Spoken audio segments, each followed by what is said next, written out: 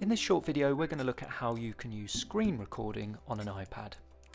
Now, the screen recording function can be found within the control center here, but it's not there by default. We need to set it up first. So to begin with, what I'm going to do is I'm going to go into the Settings app. Now, once I'm in the Settings app, underneath General, there is an option of Control Center.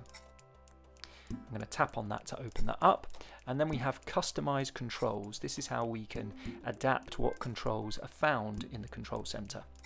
As you can see here, there's all sorts of functions that we can use, but I'm going to choose the screen recording option by tapping on the plus.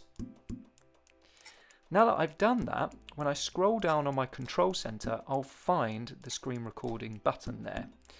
To turn it on, all I need to do is tap on it. And at this point, I'm now screen recording. Now, if I tap and hold on that button, I can choose whether I want the microphone on or off.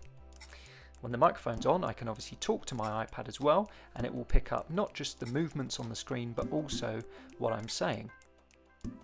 In order to turn it off, all I need to do is tap on the red icon there. Now, as soon as you've finished your screen recording, it will automatically be uploaded into your camera roll. And you can open that up and watch it back. You can also then share it easily from your camera roll. So there you go, that's how you use screen recording on an iPad.